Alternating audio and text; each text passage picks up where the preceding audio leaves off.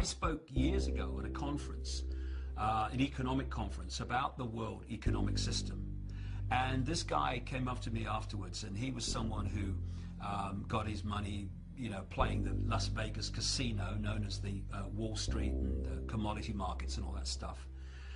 And he wasn't very convinced. Anyway, I met him 3 months, 4 months later, and he said, my goodness me, he said, I can see what you're saying.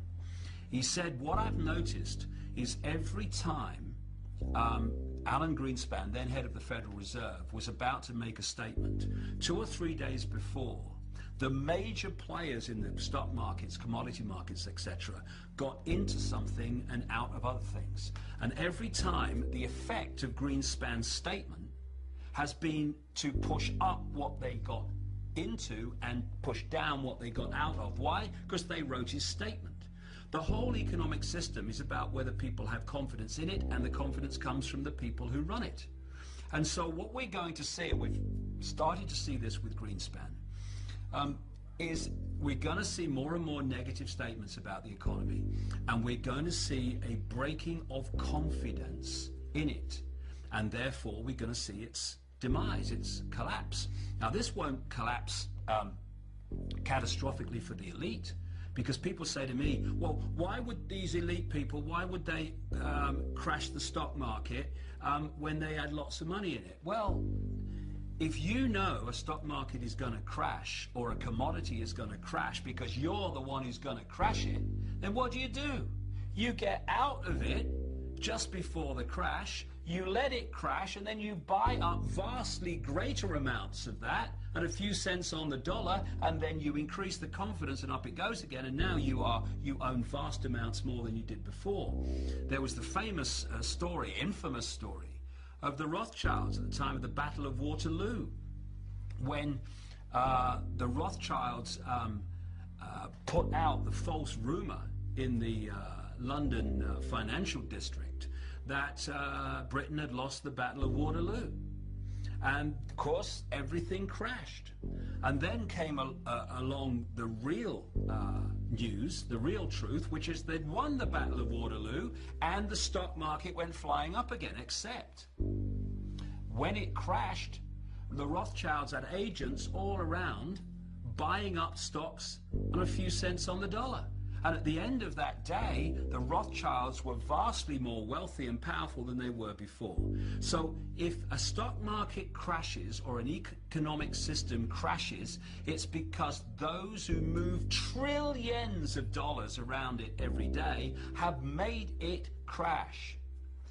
And in a world where money is king, where money decides choice, where money decides life possibility, what greater way of creating chaos and fear than a collapse of the economy? And we're already seeing that happen. It works like this. This is how the economic system has worked for centuries and still being applied today. It's real simple, and this is how the elite few have trawled the wealth of the world and created booms and busts at will. Stage one, they push interest rates down, start recognizing the cycle that's just coming to an end, and they put lots of money into circulation, what we call money, because it's not governments that put money into circulation.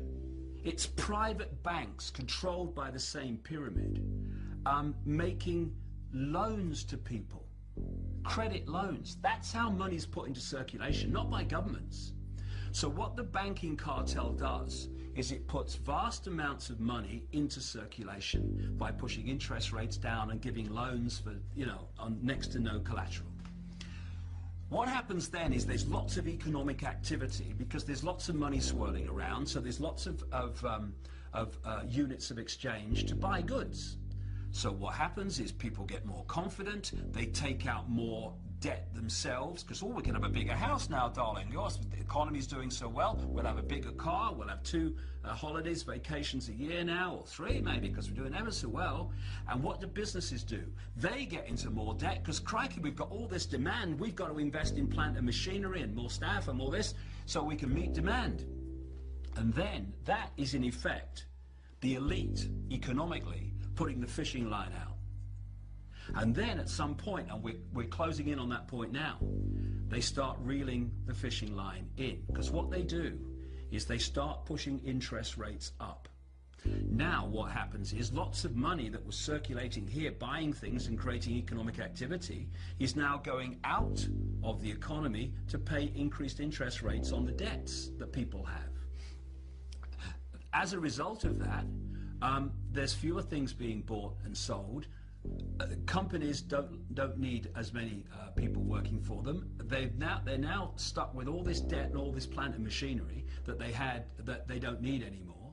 People can no longer pay their mortgages, so now there's a problem with the mortgage companies, and they have a problem because they've got to lose their home. And as more and more people do that, the value of homes goes down until eventually it's a point where they're worth less than you actually paid for them. And what we're seeing then is a bust being manipulated. And it's happening for one reason and one reason only. The amount of units of exchange in circulation is being removed from the economy. What we're seeing now are the signs that they're now manipulating a bust in this very way to create as much chaos and panic and fear as possible, because panic, fear, and chaos are a manipulator's trick.